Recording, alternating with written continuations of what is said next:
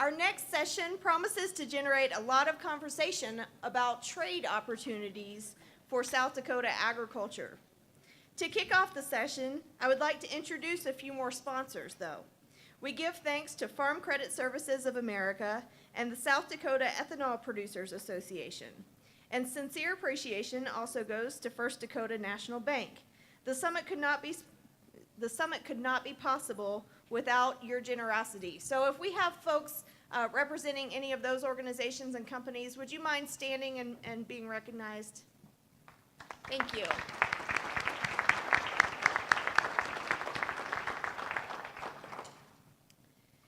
International trade has an incredible impact on South Dakota's agricultural economy.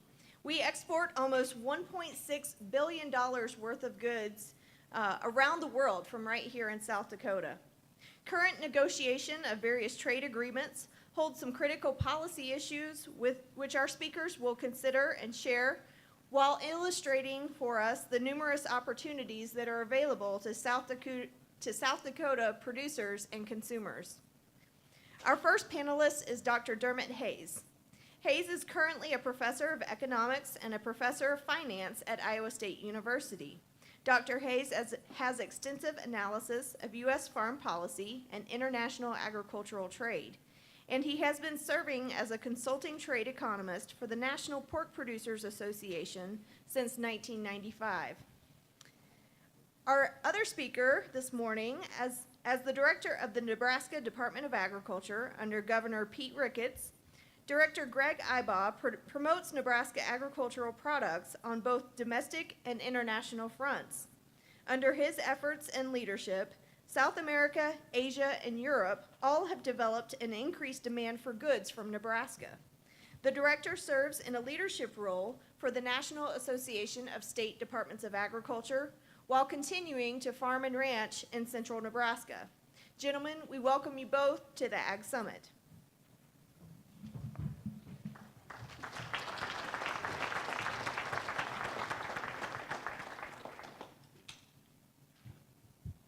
Well, thank you. I'd like to give a special thanks to Secretary Lynch and Danny Hansen for the invitation to come to such a beautiful area and for organizing a conference that's going off like clockwork and for their hospitality. This is my second time in this area, and I have a funny accent, so I'm going to tell you about my first trip here to help you get used to my accent. But back in 1985, I was a graduate student in California, and there was an academic meeting on in Ames, and the department said that to its graduate students, we can pay a little bit of expense for you guys to go to Ames. The idea was we would rent a van and drive nonstop. They didn't have enough money for hotel rooms, so about 7 of us loaded up two kegs of beer and drove nonstop. And the person driving was not drinking, so there was no. And there was a lot of rest area breaks, but otherwise we made it. And then on the way back, we decided to come up Highway 35 north. At Albert Lee, we took 90 west and headed back through Montana and South Dakota. Now, a lot of those people were urban graduate students, and I was a rural one. And I absolutely loved what I saw on that drive up through north central Iowa, southern Missouri, and eastern South Dakota. My parents farmed 96 acres in southeast Ireland. Not 97 acres, not 95, 96. 96 was important because it was a social, we were viewed as being high-end producers. We had one tractor, a Massey Ferguson 135. It did not have power steering. And some of the fields were as small as 3 acres. And so you can imagine the impact it had on me to see whole sections of land, soil 20 feet deep. I distinctly remember trying to plow a 3-acre field with a 2-sod plow. And all I did was move because you were either lifting the plow up or putting it back down, and no power steering. So I fell in love with this part of the world, and I'm honored to be able to live in central Iowa. And to me, still, the most beautiful thing I can see is get up early on a summer's morning and see the fog over corn that's about a foot tall. It doesn't get any better than that. And in my job, both academically and for the pork board, pork MPPC, I've managed to travel all over the world. And what impacted me about this area, coming from a farm of 96 acres, is even more extreme when I visited some of the countries where the average farm size is a half acre or 1 acre.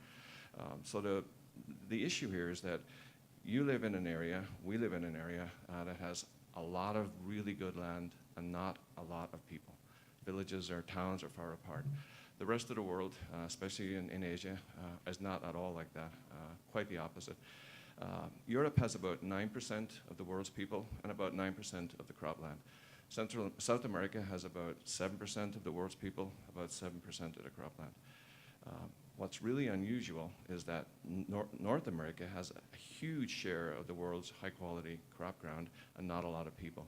Now, when you do things in percentages, it must be true that there's somewhere else in the world that is off balance, that has a lot of people and not a lot of ground, and that's Asia, and that's where I'm going to focus my remarks. The pace of change in Asia is rapid, but it's most rapid in China. The pace of policy change is rapid, again, most rapid in China. So a lot of what I'll say will be about China, and just in your mind then double it, because I'm not making specific reference to India or to Indonesia or Burma, but the conditions there, as I'll show you, are very, very similar. And the reason I love trade and trade policy is that, as you heard this morning, every human gets about a quarter acre of cropland. And that's it. That's all we have. And the fact that we've got this imbalance means that there are hundreds of millions of people in Asia who have access to a quarter acre of crop ground, but that's located in another country. It's located here. And imagine the benefits that would flow to those people if they could access that properly and efficiently. Imagine the nutritional benefits and the wealth benefits if we could get the policies out of the way that are stopping that. And imagine the benefits that would flow here if we could have access to our natural customers there. So that's what motivates me to study trade policy. This is a quick overview. If you've worked in China at all, you'll realize that normal market forces are not what drives things. We have people at Iowa State and elsewhere who can tell you to within 1 million acres how many acres of corn and soybeans we'll plant next year, because everybody follows their own best interest in market forces. In China and Asia, that's not what happens. What happens tends to be what governments want to happen, so they'll interfere with markets a lot. So I'm not going to try and use elasticities, or I'm not going to put a specific year on any projection. I'm just going to look at the more basic constraints that they face there. I'm going to show you geographical maps. And one of the things I'll try to convince you is that it's happening already. Those people, those hundreds of millions of people in Asia have already begun to access in a major way their quarter acre of land over here. And I think I'll surprise you with some of the trade patterns that have already emerged. And then I'll show you that they're essentially going to be forced into, the governments are going to be forced into letting their people have access to the full amount of land that they're entitled to.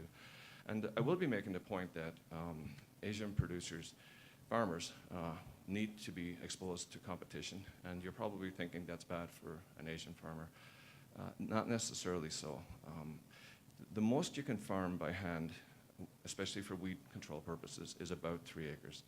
So think about a Chinese corn producer. They can farm at most 3 acres, and at current prices and current yields, that's about 1,000 bushels per acre times $10 a bushel, so $1,000 per acre. So the gross income of a hardworking corn farmer in China is $3,000, gross family income. So if trade patterns were allowed to emerge, that producer might end up producing ginseng or strawberries or something that's labor intensive, or move to a city and get a job that's better off and work for a business that's exporting. And so these issues can be win-win. As I said, the pace of change in China is enormous, and I'll talk about using words from Chinese officials about where they intend to go. But in the countries that I'm referring to, governments are kind of reticent to make they want to keep food self-sufficiency. So I'll show you what happened in 3 countries that did enter the World Trading Arrangement, in particular Japan, South Korea, and Taiwan, when they were at China's stage of development, and show you how their trade patterns changed. They too wanted to keep food self-sufficiency, but eventually the Japanese consumer got fed up with $100 steaks, and so they had to open their markets, as they expect will happen in other countries. We'll talk about the impact here, and then about the agreements that have just started to emerge. Senator Thune will be here soon, but he took leadership in passing through the Senate the TPA, which is the precluder of TPP. And TPP is something I've worked on a lot. I've seen the text. It's a phenomenal deal for us in agriculture. And that passed. We needed 60 votes in the Senate, and it passed by 60 votes. So everything he did was of immense importance. Okay, that's in blue, a map of the US, and then red for China. Amazingly, we're at about the same levels of latitude, and you can see that ballparking at China is about as big as the US. What's even more amazing is the northeastern part of China has a coastline that looks almost like the northeastern part of the US, and at the same latitude, and that's where China grows a lot of its corn. We don't grow a lot of corn in the Boston region because the temperatures aren't quite right, but as I'll show you, they don't have in Iowa. Now pay attention to the big bulge in the southeastern corner of China and compare that to the US east to the Mississippi, about the same size. And the reason I wanted you to do that is take a look at a topographical map of China. That bulge I talked about, that was about the same size as the US east of the Mississippi. That's the area where the land is suitable for agriculture. Now, I've flown over Western China, and there is nothing out there. You fly for hours and hours, you see nothing at all. And if you remember the comparison between the US and China, and think about where Iowa is, there is no Iowa in China. There's no Nebraska, there's no South Dakota, there's no California, there's no Texas. What they have is the East Coast, east of the Mississippi River. And so that's a constraint they face. Now, there's one exception, and I don't know if you can see this or not, but right in the middle of the map, there's a valley that is green, and it's called Sichuan. And in that valley, which is tiny, there are 100 million people living, and I've spent some time there. But otherwise, the entire population base of China is essentially on the East Coast. And that map shows the population density for both China and India and the rest of Asia. I didn't use it, but there's a map I have with the same scale for the US, and the red areas would correspond to, in the US, the area between LA and San Diego, or between Boston and New York. So the red areas where the agricultural land is have a population density equal to that of our big urban agglomerations. So the people live where the land is good, and you can see in western China, where I said there's nothing, there literally is nothing out there. Guess where the pigs are? The pigs are where the people are, because until very recently, the pigs were, in fact, living with the people. Now that's changing. About 70% of the pigs in China now come from what we would consider modern units, but 30% still come from backyard units. The chickens are more or less where the pigs are and where the people are. And one of the constraints that China faces and a lot of Asia is that you've got hundreds of millions of chickens and pigs and people all touching each other every day. And it's not a coincidence, I think, that we get a new flu or a new PED or a new coming out of that area. And one of the constraints is we need to start separating the people from the chickens and the pigs, and the Chinese government is trying to do that. Here's another constraint. Where you get livestock and people, you get a lot of manure, and you can end up with too much phosphorus. And we end up with too much phosphorus, or the Chinese do, where all that livestock has been located. So these are constraints. These are geographical and environmental, and actually there's a water constraint too. And China needs to allow its people to improve their diet given those constraints. And this is true for India, and it's true for Indonesia, etc. This is something I saw in proceedings at the National Academy of Sciences, which is a high-end journal.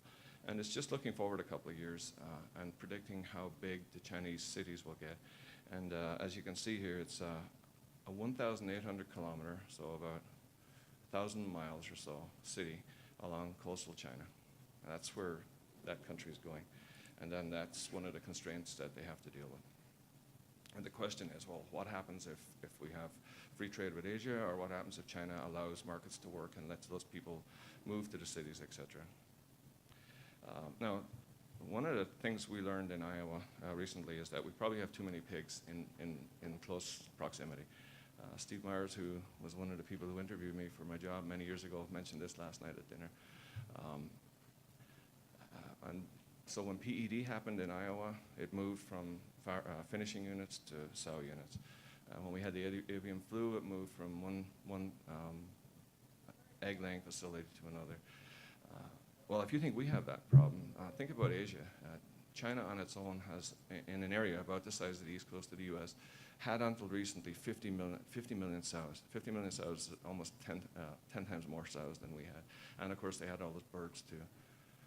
So what happens when you get too many animals in close proximity? You get disease issues. The blue line is the number of tons of sow pork per year produced from a sow in the US. The red line is the same number for Japan, and the bluish line that's kind of falling is the productivity of sows in China. And it's unusual for an economist to see productivity in decline, but if you keep adding more pigs to the same area, you get these disease issues. So not only is the Chinese pork producer feeding $10 corn, but they're feeding them to sows that are about half as productive as they are here. And that's, again, a constraint. This is not policy, this is data. This is something their government has to work with. This puts it in a little bit different terms. These are the number of crop acres per capita. Now, this isn't total arable land. This is land that's actually cropped. And on the right-hand side, you got South Dakota with a little bit over 20 crop acres per person. Next is Minnesota. Then you got Iowa in there. We have about 30 million crop acres, about 3 million people, so we have about 10 acres per person. The US average is actually quite low. It's in the middle. And then look over on the left-hand side. China is trying to feed a person on about 1/5 of an acre. It's actually called a moo. And that's because they have a lot of people and not a lot of land, because their land is over here. So the question is, how do we get them access to that land? Some data, because you may not believe the maps. The Chinese government has decided that it has a red line. It's never going to ever let their cropland go below 120 million hectares, or 296 million acres. But you remember all that urbanization I showed you? They don't know what's going on. That's because urbanization occurs at the city or the village level. A developer wants to build. The Chinese central government doesn't want development to happen, but the local officials who own the land, or at least have property rights to the land, can work with the developer. Everybody makes money. The farmer, of course, isn't treated that well, because in China you don't own the land. And you don't tell the central government you did that, because they don't want it to happen, and because you're probably accepting a bribe. So nobody knows how much land is being lost to development there. But the cities in China happen to be located on the best land. It's not a coincidence. People live there. The density is high because in those areas, because that's where the best land is. And so as you expand those cities, you are using up a lot of valuable land. And it's happening at a rapid pace. Next time you go on a vacation, don't forget about comfort. Just go into rural China, and you'll be amazed. You'll come. In my case, it was a city called Mianyang, and it was we were on a freeway, a brand new freeway, and a four-lane road out to a freeway. And for 7 miles, there was new construction on both sides, which is just like building the Las Vegas Strip in a 1-year period. And it's happening all over. And there are cities over there that are bigger than Chicago, richer looking than Chicago, which nobody's ever heard of. Anybody heard of Tianjin? It's unbelievable. 30 million rich people living in a city that I didn't know about until I visited. So I think about 275 million acres left. Now, the definition of land over there is different than here. If I used crop acres that are being farmed in South Dakota, if we were in China, every single acre in this state, including the back hills, would be farmed, right? They would be up the size of the mountain. The word for cropland is also forage or pasture. So you would have only had one number on the chart showing land values. It would have been cropland, because everything has been farmed that can be farmed. So it depends. When you want to compare China to the US, do you use cropland, crop acres, or do you use ranch land? If you use crop acres, China has 275, we have 360 million. But if you add the land in the US that would be counted as cropland in China, it's close to 1 billion. So now they've fed 5 times the population on probably a third of the land.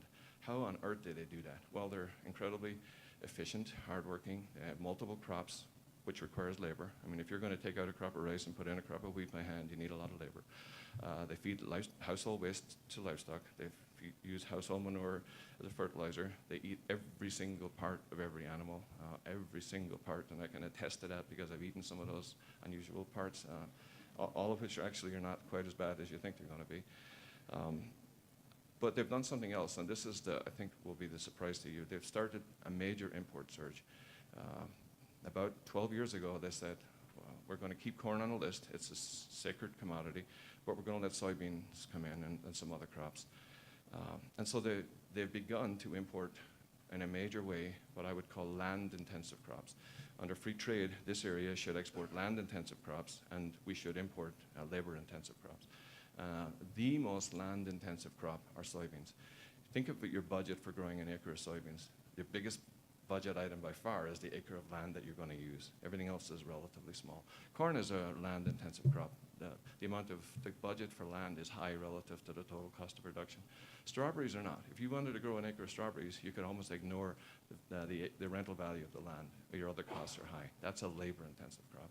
So China has begun that, and I hope I can show you. This is a picture I actually took in Sichuan, Shengdu, and that's where you see everywhere. The new buildings look like library carousels, and if you pushed one over, it'll knock the other ones down. And that's some of the land that is being cultivated for corn over there, and you can see how labor-intensive that is and how difficult it will be to mechanize. One other comment, backyard units, the very efficient use of household waste is to grow pigs, but there are some issues with that, and the Chinese government has decided to shut it down. Backyard production is closing down all over Asia, in part because of the disease issue, the constraint I mentioned between people touching birds and pigs. But also it's the number of pigs per sow per year is small. And once people get to where they can have a motor scooter, then they have better things to do with their life than collect household slops. I'm just old enough to remember when my mother would keep the stale bread and the milk for somebody who would come by with a bicycle. Then Ireland adapted and got wealthy, and that industry disappeared, and it's disappearing in China too. Okay, this is a statistic. I realize that it's hard to read, so I'll call out the key numbers. You've got about a 12-year time period, and this is Chinese soybean imports. The line increases up to a point of just under 80 million tons for this current crop year. So what is 80 million tons? Is that a lot? Well, there are about 40 bushels in a metric ton. So U.S. yield for soybeans, close to 40. So that's close to 80 million acres. If you want to say 70 million acres because you think your soybeans are better than 40, fine, call it 70 million acres. So in that relatively short period, China has imported 70 million acres worth of soybeans. Now, where are they grown? Well, Iowa, Illinois, South Dakota, in land that can be used to grow corn. It's corn-soybean rotation. So let's compare what China has done already to what U.S. ethanol production did. If you credit back to DDGs, ethanol took about 25 million acres out of production, corn acres. But it's the same acre that could be grown soybeans. So in a relatively short period, we had China importing 70 or 80 million acres from the rest of the world, not just from the U.S., and U.S. ethanol production taking about 25 million acres out. So in relative terms, you've already seen the impact of these people accessing their quarter acre. Now, I had made a projection many, many years ago saying that China would import 35 million acres worth of corn and 35 million acres worth of soybeans. I was wrong. They only imported the soybeans because they made a political decision to do so. And the reason they managed to continue to produce corn is, or to increase corn production, is to take acres from soybeans and put them into corn. Well, of course, they're done with that. They don't grow any more soybeans for livestock. The only soybeans left in China are for human use. And so the next big surge will be corn. And it's happening. Again, you got years on the bottom, and then coarse grain imports. Now, China it doesn't want to import corn, so it's importing sorghum and barley and DDGS. And if you add all that up, it's at about a little bit under between 20 and 25 million tons. Again, almost as big as US ethanol. And again, I think it's gone under your radar. They've actually started to become major importers of beef and pork. These two charts are muscle meat only. In perspective, China is now the world's largest beef importer, and it's also the world's largest pork importer for muscle meat. But there's another issue. The blue line above are variety meats, just pork variety meats. And China imports almost 1 million tons of pork variety meats in addition to the muscle meats. And then Hong Kong, which is really the back door into China, which is in red, imports another 500,000 tons or so. So if you add muscle meat imports to variety meat imports, you get this, again, an impact that some of you have begun to see. Now, we're not quite in that market right now because of ractopamine, but when we are in there, the hind feet, which normally have very little value, will sell for $1 each because that's where they all go. Okay. You think, well, the Chinese government are a bunch of communists. It's never going to change. All they can do is manipulate their stock market and pick fights with Vietnam, and all of that is true. But there's some other changes going on, again, beneath the radar.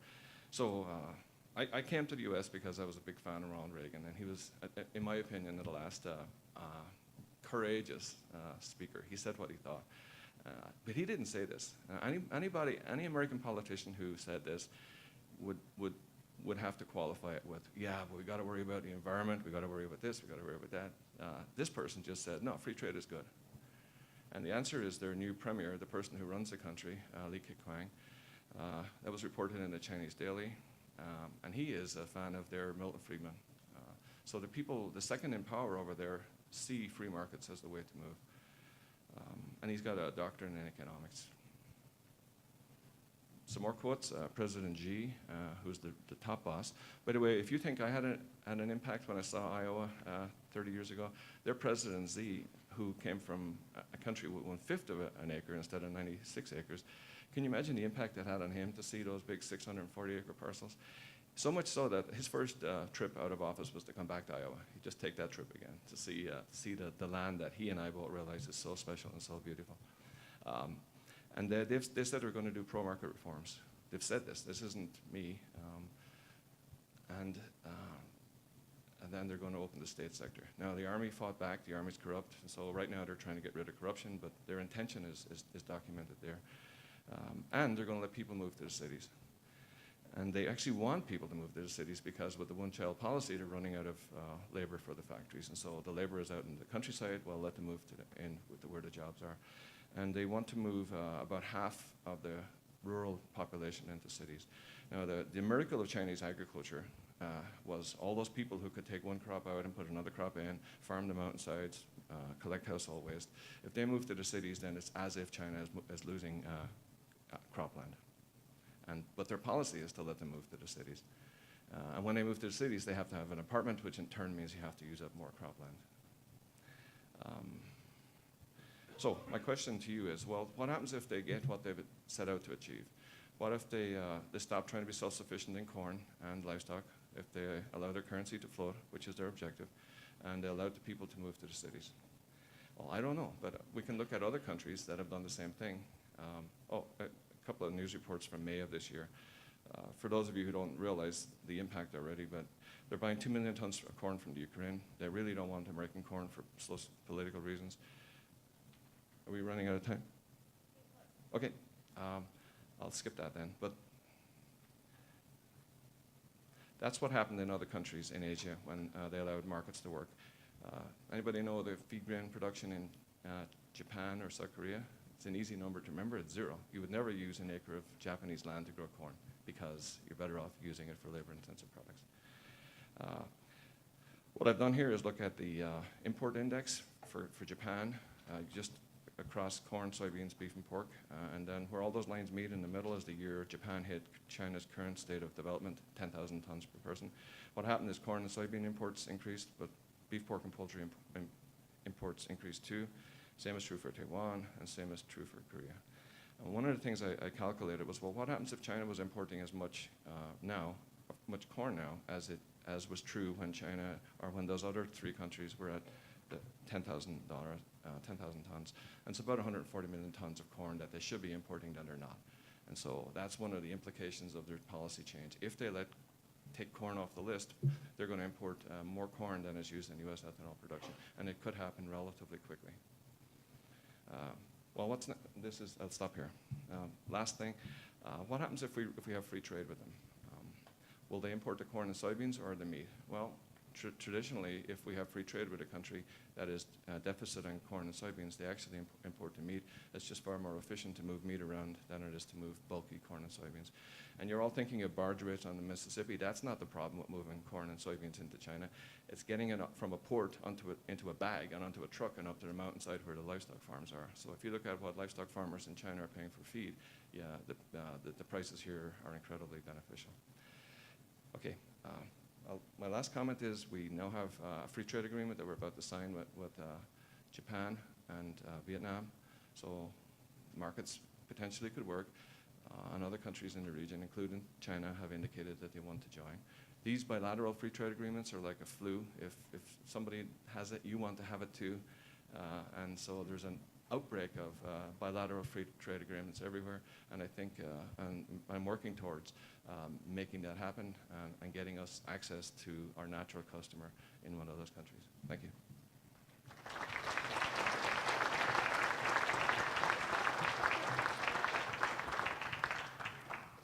Thank you, Dr. Hayes. At this time, we'll go ahead and have our next two panelists join us on the stage.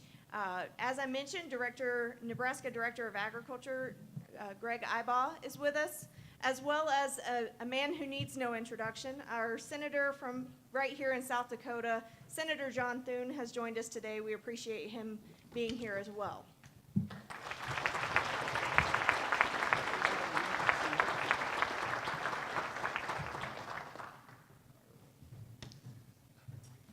So it's a pleasure to be here. Everybody said that, and the way the hills look around here, it really is true. It's amazing. The sandhills of Nebraska look the same way. It's amazing what, when God blesses us with water, what things can look like, and so we're just really fortunate. The last time my wife and I were here together was about 24 years ago, and she was 6 months pregnant with our triplets. And it was last week the doctor said we could go anywhere or else she was going to be on house arrest. And so we left without a plan and ended up in Deadwood, South Dakota. So this has been I've been here a couple times since, but I think this is your first time back since that time. So they're 24 and on their own now, and she quit her job this spring, and so now she travels with me a lot, and that's been a great blessing.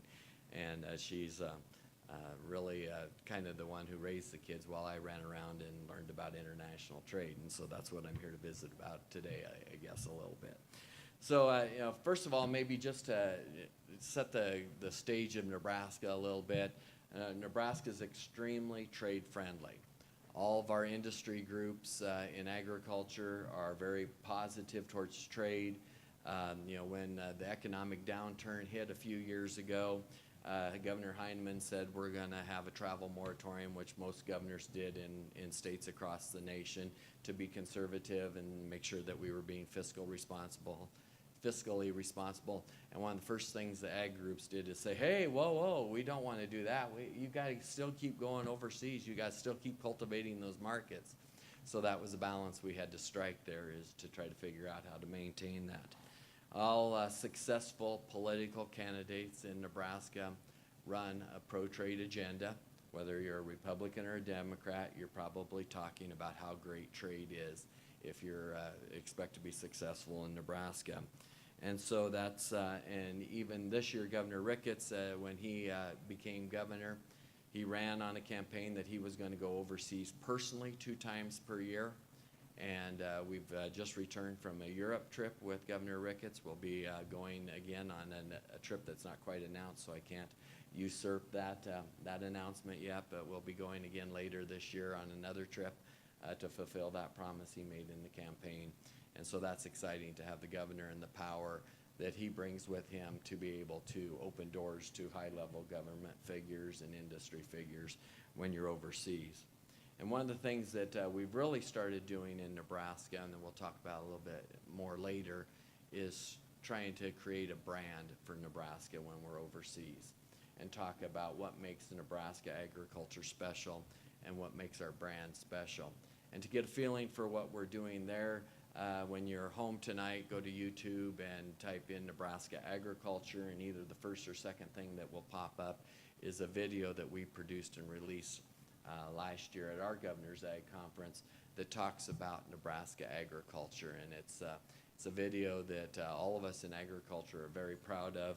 It's in just a little over a year, we are almost 18,000 views, which compared to, you know, the stupid video of somebody falling off their house or something probably isn't very much. But for serious videos that you know, carry a serious message, that we're really quite impressed that we're at that level in a little over a year.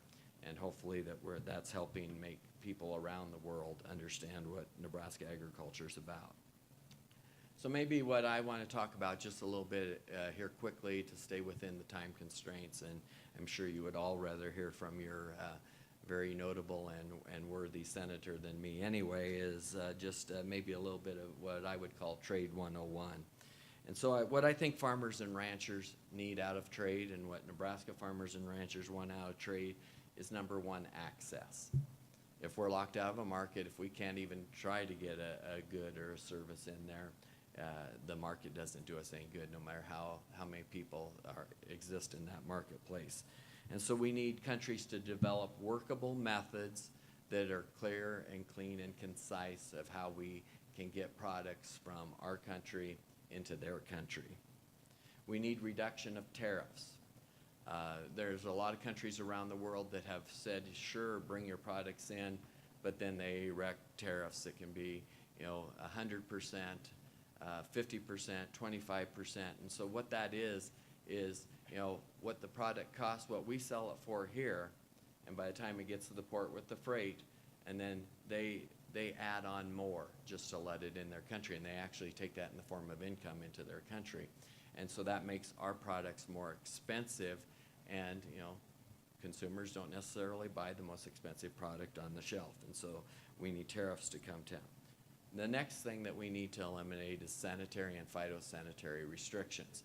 Now, it's important there's a difference between the two, because sanitary restrictions can have legitimate reasons to be in place, and in the United States we use sanitary restrictions to protect livestock health, to keep plant diseases and pests out of our country that aren't here. But phytosanitary probably are the category that's a little bit more concerning. And these are where countries will adopt an individual standard that's different from other countries, that is more restrictive. It's where they lots of times will refuse to adhere to an international scientifically based standard. BSE would be a great example of that. We are a minimal risk country now, and we still have countries that don't want to accept our beef based on what the international standard for how you should accept beef from a country that's considered a minimal risk country. And then they also, which is probably what we see most generally in China, they delay or don't approve new technologies. And so that's another method for keeping our products out of the marketplace. As we develop new technologies, they just simply refuse to say, yeah, let's let those in. The next three things that I think that farmers and ranchers really need are trade agreements, and there's important ones. We already heard about TPP, and I think that it's become the model for future agreements. And we really haven't had a groundbreaking, game-changing model for world trade since the GATT talks that Secretary Eider led years ago.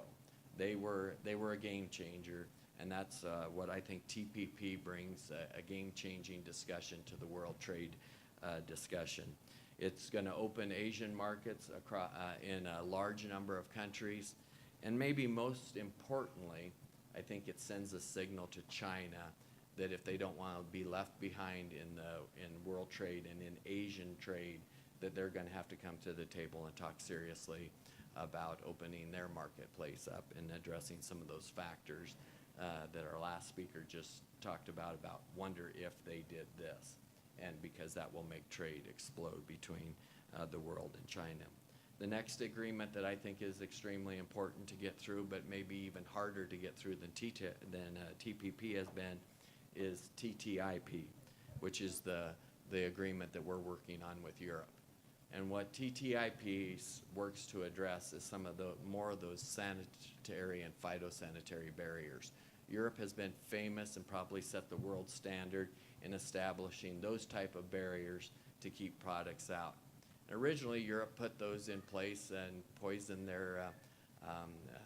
their citizens about American agriculture because they had bins and bins of grain and corn and wheat stored across Europe. They had freezers full of meat, and we were a competitor for them on a world marketplace. So they thought that they would develop some of these barriers as maybe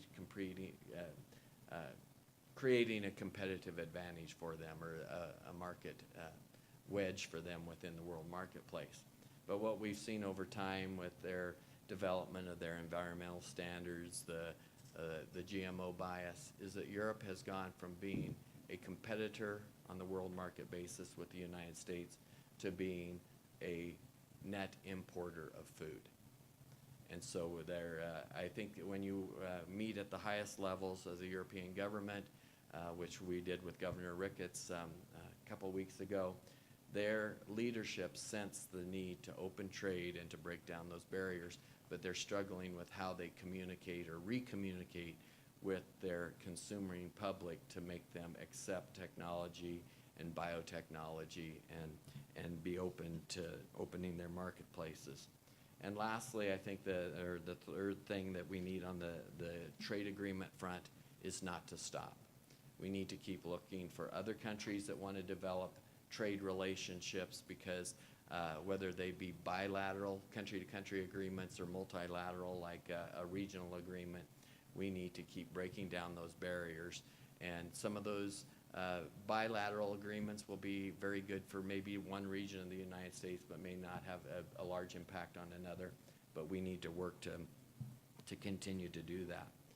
And so lastly, maybe wrapping up my comments is, all this talk about trade and trade agreements is scary. And sometimes it's even scary within the borders of the United States as to what does world trade mean to us? What does global trade mean to us? How do I protect myself from global trade, or do I need to protect myself? And so I think that one of the things that we need to do in agriculture is we need to find our place. We need to determine what is our competitive advantage.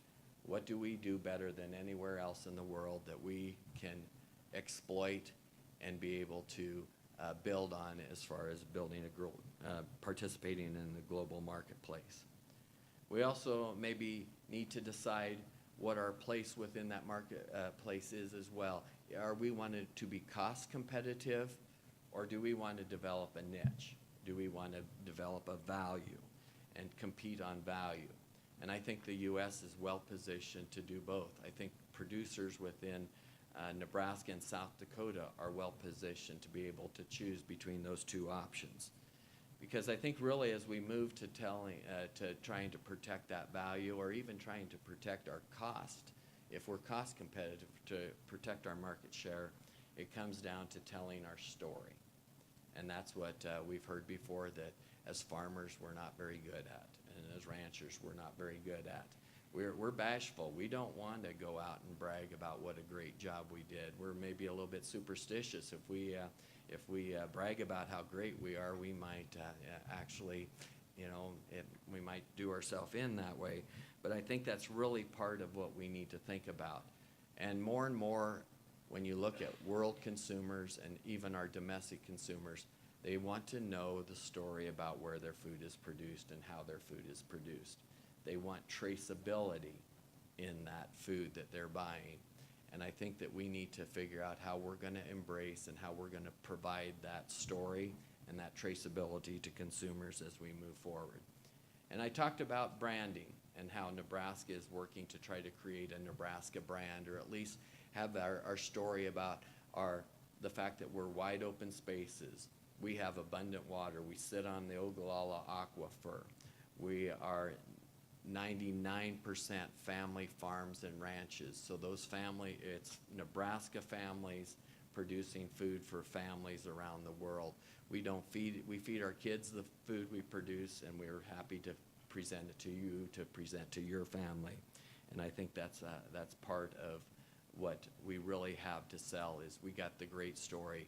Midwest agriculture, even though it's scaled and in many cases we're big agriculture, we still hold those basic values of production and taking care of the land and taking care of our families that everybody else values in the world and wants to, they want to purchase from us. And I think lastly is we need to stay informed. The first thing that when I look at my iPhone that my wife says I'm addicted to, but I'm sure she's not right about that, and look at my email in the morning, one of the first things that's there is a global meat news. It summarizes stories from across the globe about what's happened over the last overnight or the last few days globally in the meat world, and what opportunities are there, or what has happened that might diminish our opportunities. And then the second thing that I usually try to gravitate right after that is I have a domestic agricultural newsletter that's really broad, that talks about what's going on in politics, in environment, in water, and in markets, and just to try to stay abreast of what's going on. And I think that's important for every one of us to stay informed about what's going on in the world. Because if we're going to compete in the world marketplace, we have to know what's going on across the world. And so with that, I'll quit and look forward to your questions, and thank you, and thank each of you for being attentive, and I appreciate that.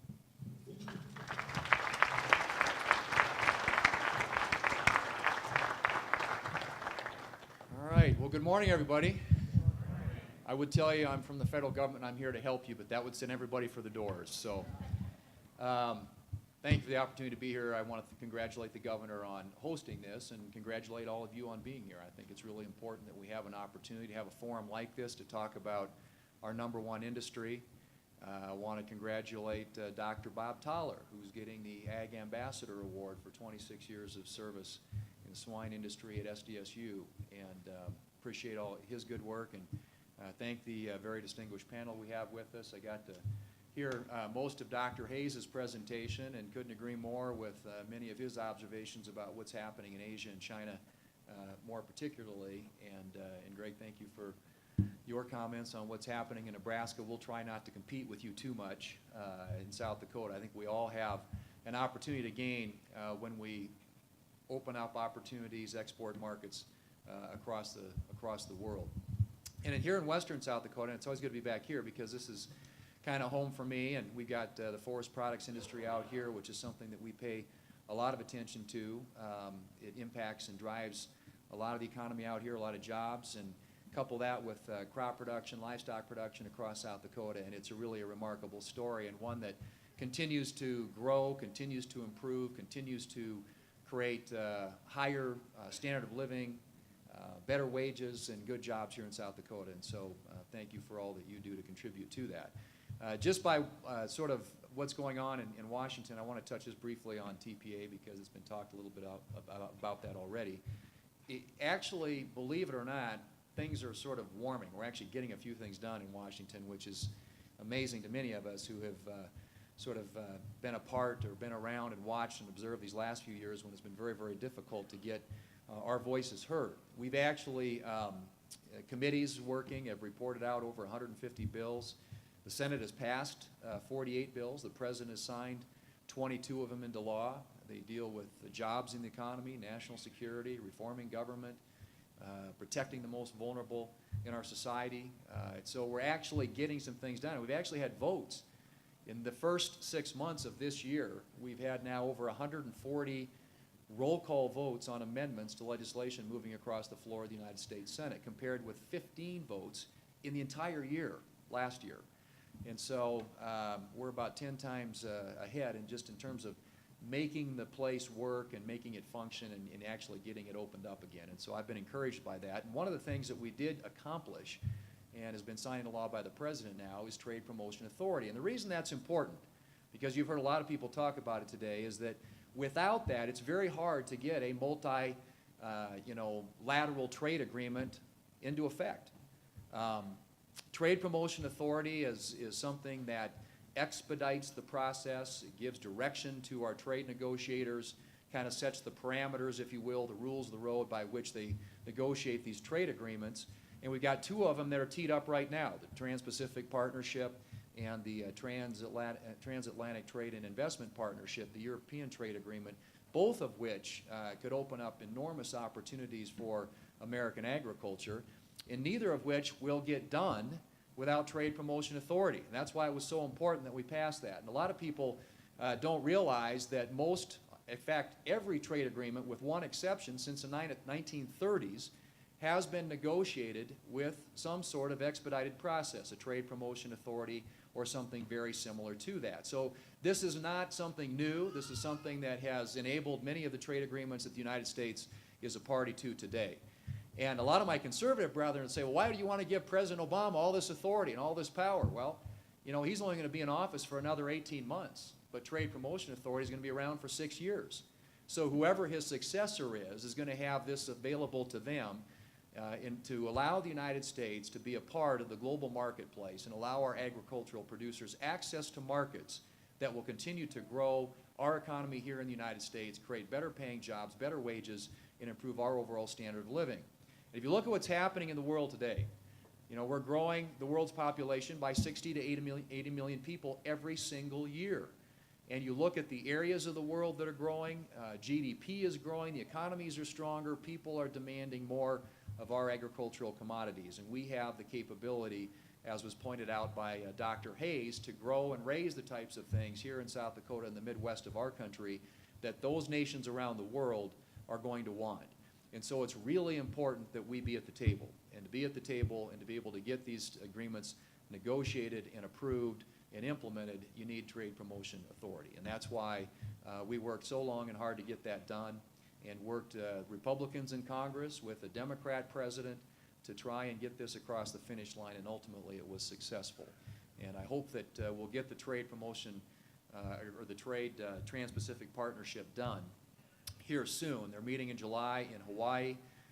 They've got some deadlines that they're working on. I spoke yesterday with Mike Froman, who's our trade ambassador, because there were a couple of issues that were of concern to me with regard to that, a trade agreement. One is access for our dairy producers to Canada. Canada has these huge tariffs on dairy, and so he admitted it's one of the most difficult issues that's still left outstanding, but he knows full well, and I conveyed to him, that without the enthusiastic support of the ag community in this country, it's going to be very difficult to get this ultimately approved by Congress. And one of the reasons, again, that you have Trade Promotion Authority is that when it comes back for approval by Congress, it allows you to vote on the agreement up and down, as opposed to having 535 members of Congress try to amend particular provisions in it and then have to have the other 11 countries who are party to it go back and try and get that approved. I mean, it is a mind-numbing process that just flat would not work. And so Trade Promotion Authority allows for an up and down vote. We give our trade negotiators some direction, some parameters as they negotiate these things, and hopefully we will get the Canadians to give some ground on dairy, and I have every expectation that that will happen before this deal ultimately is done. But that being said, the reason why trade agreements are important to our economy is because of the economic impact they have on the country. We exported $155 billion worth of ag commodities last year, which was a record. It was a record, all-time record. And 40% of that, or $66 billion of that, was with trade or Trans-Pacific Partnership countries. So Japan, South Korea, Malaysia, Singapore, Vietnam, Canada, Mexico, all these countries are going to be a part of this agreement. $155 billion of ag exports coming out of the United States, $66 billion, 40% of that with these countries. And there is tremendous upside if we can get them to lower the tariffs. I mean, you look at the tariffs that are in place in some of these countries on products that we raise and grow in this country and that we export to those countries around the world. Wheat up to 31% tariff. Soybeans, 30% tariff. Corn, up to 40% tariff. Cattle, up to 50% tariff in some of these countries around the world. So if we can get them to lower their tariffs, they already have access to our country. I mean, the average tariff in the United States is 1.4%, and 70% of everything that comes into this country has no tariff on it. So for us, this is upside. We're going to gain because these countries are going to have to lower those tariffs and give us better access to their markets. And so that's why this is so important. And here in South Dakota, $3.8 billion of ag exports in the year 2013, and that's increased by 26% since 2009. And so we've gotten to the point now where about every third acre that gets planted in this country is now headed to the export market. That is an enormous contribution to the economy in this country and why trade is so important. And one of the things that I've worked on, I serve on the Ag Committee, so we do sort of ag policy, farm bills. I serve on the Finance Committee, which has jurisdiction over trade, so we deal with trade and tax matters. But I also serve as chairman of the Senate Commerce Committee, and we deal with trains, planes, and automobiles, among other things. And one of the issues that's so important to agriculture, of course, is transportation, because we live here in South Dakota, and we've got to get those products to the Pacific Northwest or to the Gulf so they can get to their ultimate destination. And that means the supply chain is really important. And that means we've got to have ports that are working, and we had a port shut down last year that was very harmful. It means we've got to have railroads that are functioning and providing good rail service at hopefully affordable rates. And so those are some of the things that we've been focused on in the Commerce Committee. But they're all important if we're going to get these goods to the ultimate marketplace and allow South Dakota farmers and ranchers to benefit from the global demand that there is for our agricultural commodities. But 26% increase since 2009 here in South Dakota alone. And interestingly enough, and this statistic comes from the state of South Dakota, which I didn't realize it was that high. 125,000 jobs in South Dakota, or 1 in every 5 jobs, is related to exports. I mean, that's a pretty remarkable and pretty stunning number. And it just tells you how important it is that we continue to be on the offense and on the cutting edge when it comes to negotiating trade agreements. We are a party today of 20 trade agreements worldwide. We're a party to 20. We haven't been in when we got one in 2012 with Colombia, Panama, and South Korea, which, by the way, South Dakota soybean, corn exports to those countries has nearly doubled since those things were agreed upon, and since which is in 2012, so basically the last 3 or 4 years, we've seen those numbers increase dramatically. But we're only a party to 20 agreements. There are 240 trade agreements in effect around the world today. The U.S. is only a party to 20 of them. So the world's going to keep doing this, and the only question is whether we're going to be on the train when it starts moving. And for every country that we have a trade agreement with, the average consumption of goods exported or imported to those countries, exported from the United States, is 12 times per capita higher than those countries with whom we don't have a trade agreement. That really, I think, puts it into perspective and why we've just flat got to be at the table. And so I hope that, the agriculture and the folks that are represented in this room, the commodity organizations, all of you who have been great advocates and representatives and voices for this industry in South Dakota, will continue to weigh in on these trade issues and to help us as we try and create forward momentum and forward progress so that we can build upon the record that we already have and the growth that we've already seen, because I think the sky is the limit in terms of what's available out there. We haven't had trade promotion authority since 2007. President Bush was the last president who got it. That's how we got Colombia, South Korea, and Panama ultimately implemented in 2012. But it's time that we gave the president, irrespective of which party he represents, the authority to keep America at the table. And the reason I'm going to tell you, one of the reasons I'm going to tell you why it's so important. It's important from an economic standpoint, but it's also important from a national security standpoint. Now, if you look around, you read the newspaper, you turn on the television, you realize it's a very dangerous world. China is increasingly provocative in Asia. You got Russia increasingly aggressive in Ukraine. But the one thing that everybody around the world wants is products marked made in the USA. And one way that we can help, I think, ensure that America's leadership position in the world is sustained and make sure that we're able to defend America's national security interests is to develop trading, robust economic relationships with these countries. It's awfully hard if you've got an economic dependence upon a country to decide that you want to attack them or their interests. And I think there are enormous national security implications associated with having open trading relationships with a lot of these areas around the world.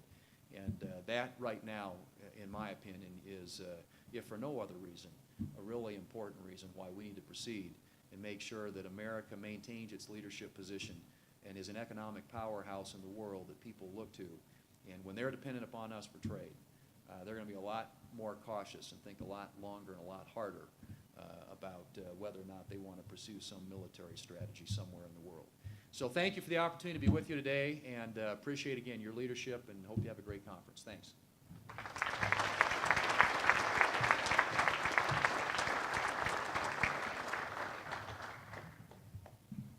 Thank you to all of our panelists, and thank you to Senator Thune for being here. We might have time for just one question. I know that Senator Thune does have to hit the road very quickly. So is there any question for him specifically very quickly? Over here.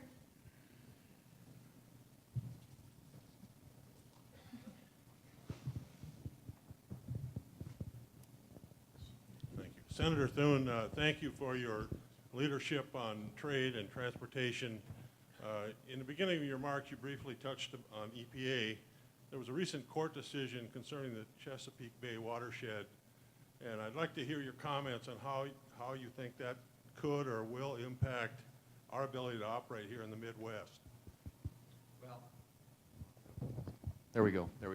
I think all these, good question. You know, EPA right now, the regulatory overreach that we're seeing is having a profound impact on how difficult it is to create jobs in our economy, to grow the economy. It's like a big wet blanket when you have a heavy regulatory burden. We're seeing that. I think that the courts around the country are now, a lot of this stuff is being litigated because people realize that as long as the current administration is in place, we're probably not going to have much success getting any relief from some of these regulations. I mean, Congress can act. We can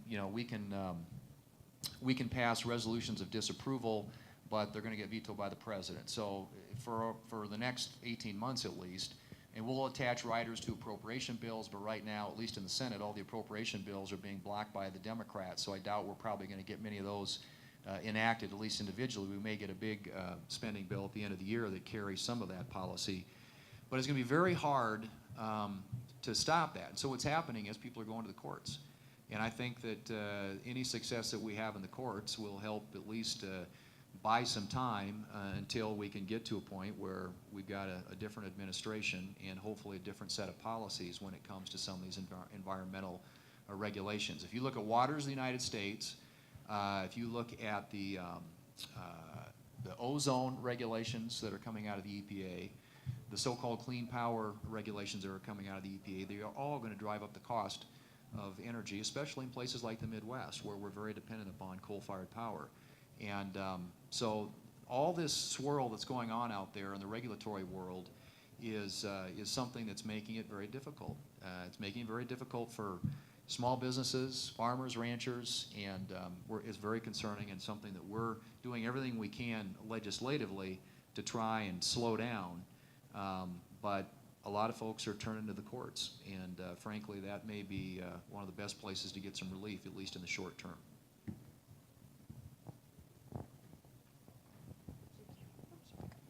Well, thank you, Senator Thune, and thank you to our panelists.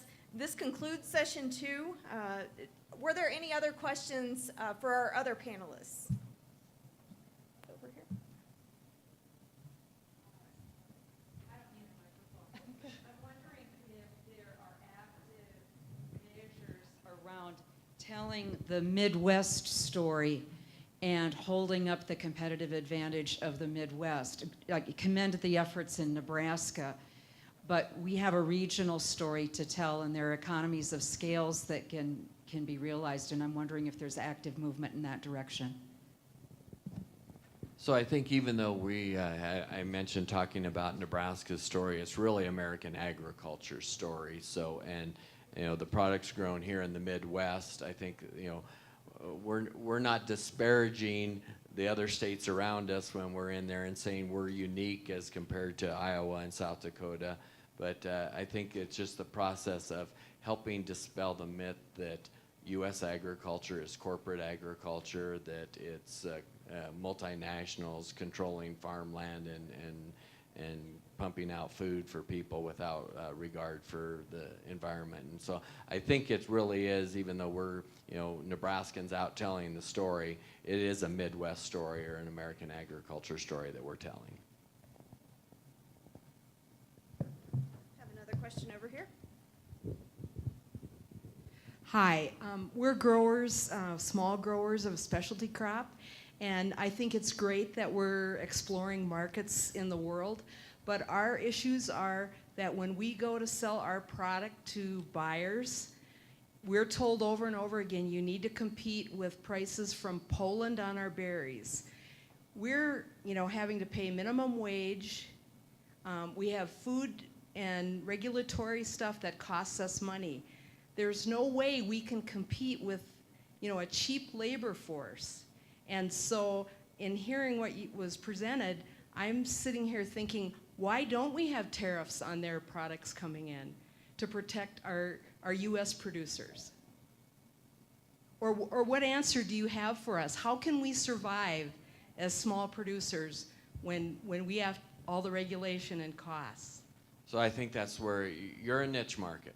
And that's a great place to be, I think, especially with our local food movement and some of those, if you're trying to sell value on your story. And I think that we need to work as state governments with you to help you develop that story. I don't know if you can utilize the specialty crop block grant money to help you develop your story and create the value. But I think that we are always going to have countries around the world that have cheaper labor, have less environmental regulation that decrease the cost of their production. But so I think we have to find ways to make consumers see the value and want to pay that difference. And I think that's the part where we haven't done as good a job as we can, and we need to work more with those local producers, those small and medium-sized producers that are wanting to try to compete there. Well, thank you. Just looking at our time schedule, I wish we had time for more questions, but I do want to make sure that we get to lunch on time. And so at this point, I would like to thank our panelists one more time for joining us today.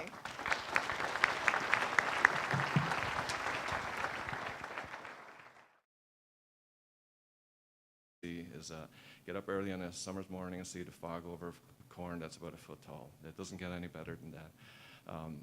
And in my job, both academically and for the pork board on pork MPPC, I've managed to travel all over the world. And what impacted me about this area, coming from a farm of 96 acres, is even more extreme when I visited some of the countries where the average farm size is a half acre or 1 acre.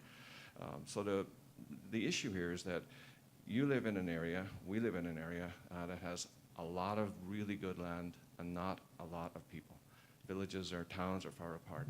The rest of the world, especially in Asia, is not at all like that, quite the opposite. Europe has about 9% of the world's people and about 9% of the cropland. South America has about 7% of the world's people, about 7% of the cropland. What's really unusual is that North America has a huge share of the world's high-quality crop ground and not a lot of people. Now, when you do things in percentages, it must be true that there's somewhere else in the world that is off balance, that has a lot of people and not a lot of ground, and that's Asia, and that's where I'm going to focus my remarks. The pace of change in Asia is rapid, but it's most rapid in China. The pace of policy change is rapid, again, most rapid in China. So a lot of what I'll say will be about China, and just in your mind then double it, because I'm not making specific reference to India or to Indonesia or Burma, but the condition. Since 1995. Our other speaker this morning, as the director of the Nebraska Department of Agriculture under Governor Pete Ricketts, Director Greg Ibaugh promotes Nebraska agricultural products on both domestic and international fronts. Under his efforts and leadership, South America, Asia, and Europe all have developed an increased demand for goods from Nebraska. The director serves in a leadership role for the National Association of State Departments of Agriculture while continuing to farm and ranch in central Nebraska. Gentlemen, we welcome you both to the Ag Summit.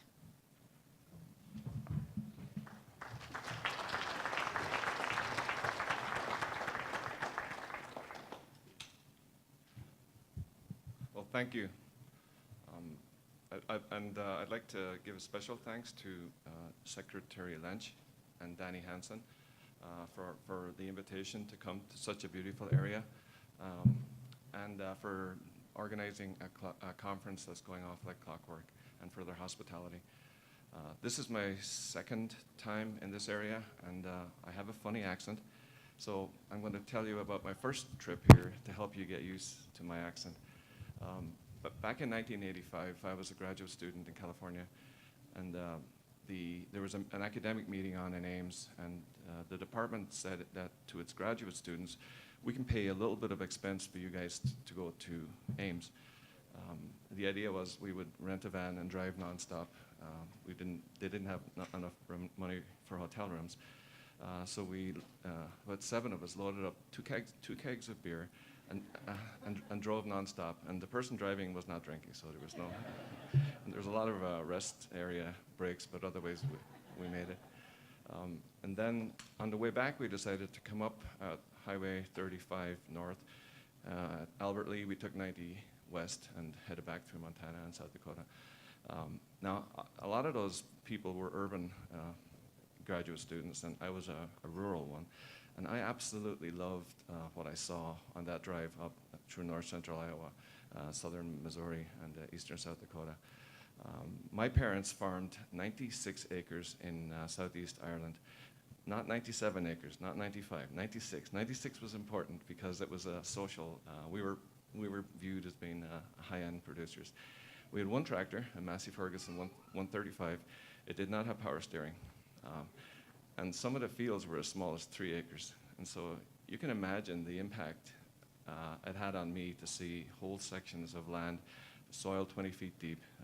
I distinctly remember trying to plow a 3-acre field with a 2-sod plow. And all I did was move because you were either lifting the plow up or putting it back down, and no power steering. So I fell in love with this part of the world, and I'm honored to be able to live in central Iowa, and to me still the most beautiful thing I can see. Our next session promises to generate a lot of conversation about trade opportunities for South Dakota agriculture. To kick off the session, I would like to introduce a few more sponsors, though. We give thanks to Farm Credit Services of America and the South Dakota Ethanol Producers Association. And sincere appreciation also goes to First Dakota National Bank. The summit could not be possible without your generosity. So if we have folks representing any of those organizations and companies, would you mind standing and being recognized? Thank you.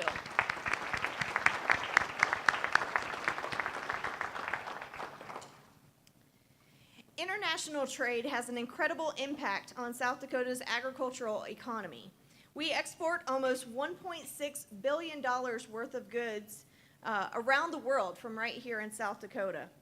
Current negotiation of various trade agreements holds some critical policy issues with which our speakers will consider and share, while illustrating for us the numerous opportunities that are available to South Dakota producers and consumers. Our first panelist is Dr. Dermot Hayes. Hayes is currently a professor of economics and a professor of finance at Iowa State University. Dr. Hayes has extensive analysis of U.S. farm policy and international agricultural trade, and he has been serving as a consulting trade economist for the National Pork Producers Association. There, as I'll show you, are very, very similar. And the reason I love trade and trade policy is that, as you heard this morning, every human gets about a quarter acre of cropland. And that's it. That's all we have. And the fact that we've got this imbalance means that there are hundreds of millions of people in Asia who have access to a quarter acre of crop ground, but that's located in another country. It's located here. And imagine the benefits that would flow to those people if they could access that properly and efficiently. Imagine the nutritional benefits and the wealth benefits if we could get the policies out of the way that are stopping that. And imagine the benefits that would flow here if we could have access to our natural customers there. So that's what motivates me to study trade policy. This is a quick overview. If you've worked in China at all, you'll realize that normal market forces are not what drives things. We have people at Iowa State and elsewhere who can tell you to within 1 million acres how many acres of corn and soybeans we'll plant next year because everybody follows their own best interest in market forces. In China and Asia, that's not what happens. What happens tends to be what governments want to happen, so they'll interfere with markets a lot. So I'm not going to try and use elasticities, or I'm not going to put a specific year on any projection. I'm just going to look at the more basic constraints that they face there. I'm going to show you geographical maps. And one of the things I'll try to convince you is that